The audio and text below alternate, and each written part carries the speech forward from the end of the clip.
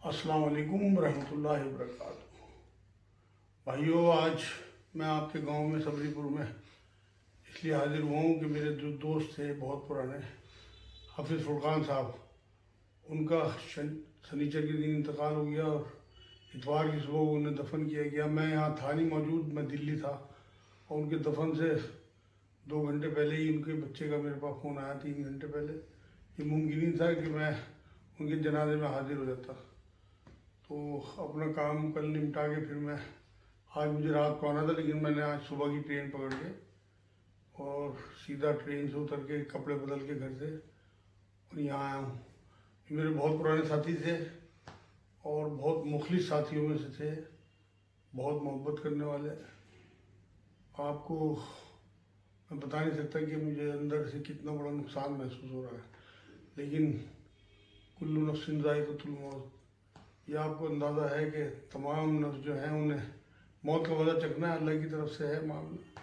رسول اکرم صلی اللہ علیہ وسلم نے تو اتنی موتیں دیکھی ہیں، اپنے جانثار صحابہ کی، اپنی غمگسار بیوی کی، اپنے ساتھیوں کی اور اپنے رشتہ داروں کی، خاص طور سے اپنے اولادوں کی۔ 6 تو اولادیں فوت ہوئی ہیں، 3 بیٹے 3 بیٹی ہیں۔ 1-2 اولاد کی فوتگی پہ تو آنکھوں میں آنسو نظر آتے ہیں، ورنہ حضور صلی اللہ علیہ وسلم ہر بار یہ فرماتے تھے کہ اللہ کی چیز سے اللہ نے لے لی، انا للہ و انا الیہ راجعون، یہ ہم پڑھتے ہیں۔ تو میرا آپ لوگوں سے بھی یہی گزارش ہے کہ غم تو ہوتا ہے، لیکن آج تیسرا دن ہے۔ نبی اکرم صلی اللہ علیہ وسلم کی حدیث پاک یہ ہے کہ تمام میتوں کے لیے 3 دن کا سوگ ہے، کسی کو جائز نہیں کہ اس سے زیادہ سوگ کرے، صرف عورت کو 4 مہینے 10 دن کی اجازت دی گئی کہ وہ اپنے شوہر کا سوگ کرے۔ تو اس لیے آج تیسرا دن پورا ہو جائے گا، تو جتنے بھی گھر والے ہیں، بیٹیاں ہیں، بیٹے ہیں یا دوست احباب رشتہ دار ہیں، وہ یہ سمجھ لیں کہ نبی اکرم صلی اللہ علیہ وسلم کی تعلیمات پہ عمل کرنے کا ہمیں کبھی کبھی موقع ملتا ہے۔ ام حبیبہ رضی اللہ تعالیٰ عنہا، جو نبی اکرم صلی اللہ علیہ وسلم کی وائف تھی، زوجہ تھی، ہماری ماں تھی، ان کے والد ابو سفیان رضی اللہ تعالیٰ عنہ کا جب انتقال ہوا تو 3 دن کے بعد چوتھے دن وہ تیار ہو کے بیٹھ گئیں، خوشبو وغیرہ لگا کے۔ تو پڑوس کی عورتیں جب آئیں تو وہ دیکھ کے دنگ رہ گئیں کہ ہماری ماں، یہ کیا، آپ کے تو والد کا انتقال ہوا ہے۔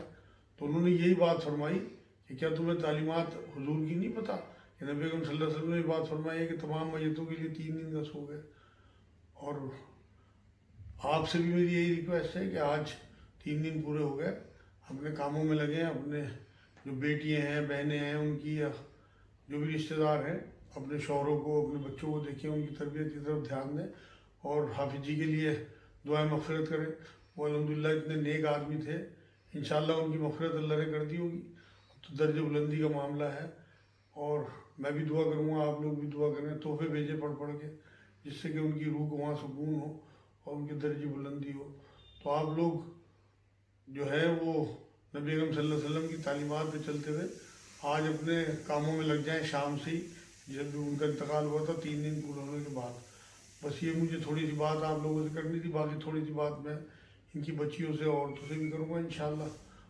اور پھر کبھی بھی کسی کو کوئی بھی معاملہ حافظ فرقان کی فیملی میں سے پڑے تو میں ہر ٹائم حاضر ہوں۔ میں بہت قریب سے جانتا تھا، تو اس لیے وہ تو انشاءاللہ مغفرت تو اللہ نے چاہا ان کی ہو گئی ہوگی، اللہ درجہ بلند فرمائے بس ان کے، اور جو ان کی یہاں اولادیں ہیں ان کے ذریعے بھی اللہ اسی طرح لوگوں کو فلاح دے۔ میں بالکل اپنا ماموں سمجھو، اپنا باپ سمجھو، کبھی تمہیں ضرورت ہو میں ہر ٹائم حاضر ہوں، ہر وقت تم لوگوں کے لیے۔ تم میری اولاد کا درجہ رکھتے ہو، اس لیے بس یہ بات ذہن میں رکھنا کہ آپس میں جو اتحاد اور محبت، کیونکہ تم انہی سے دنیا میں آئے ہو، تو ایک بھائی بہنیں، ان کی فرمان کی بیوی ہوں یا ان کی چھوڑی ہوئی جو بیوہ ہے، ان سب کا خیال رکھنا آپس میں ایک دوسرے کی ذمہ داری ہے، جس سے کہ انہیں وہاں سکون رہے۔ روحیں واپس تو آتی نہیں، لیکن اندازہ یہ ہے کہ وہاں سے دیکھ کے سب کچھ ہے، تو انہیں وہاں راحت رہے اور یہ سکون رہے کہ میرا گھر جو ہے بھرا پورا ہے جیسے میں چھوڑ کے آیا تھا۔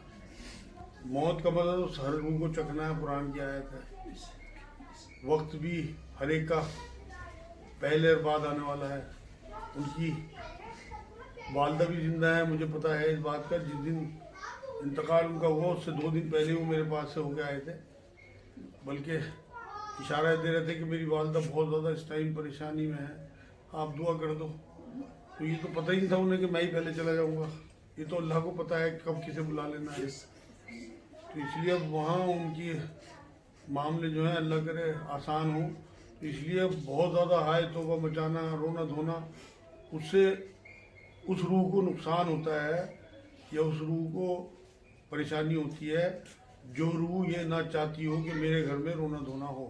اور یہ اسی طرح کے آدمی تھے کہ دیندار آدمی تھے، چیزوں کو سمجھتے تھے، حالانکہ گاؤں کے آدمی تھے، مگر میرا ان کا کافی ساتھ رہا. قرآن کی سمجھ اور چیزوں کو سمجھنا، اللہ نے عقل اتنی دی تھی کہ جو حالانکہ مجھے لوگ یہ کہتے ہیں کہ یہ کہاں سے نئی نئی باتیں لاتا ہے، لیکن یہ ایک گاؤں کا آدمی ہوتے ہوئے بھی میری تمام باتوں کو یہ سمجھتے تھے کہ یہ آدمی حق بات کر رہا ہے اور قرآن کی بات کر رہا ہے.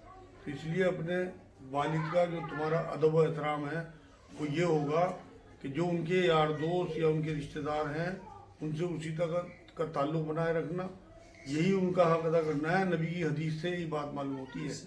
اور آپس میں بھی اتحاد اور محبت، اگر کسی قسم کی کوئی عداوت ہو بہن بھائیوں میں، وہ گلے شکوے دور کر کے اور ان کی روح کو تم نے سکون پہنچانا ہے. جو آپس میں بھابھی نندوں کی کوئی بات ہو اسے دور کرو آپس میں بہنوں کی طرح.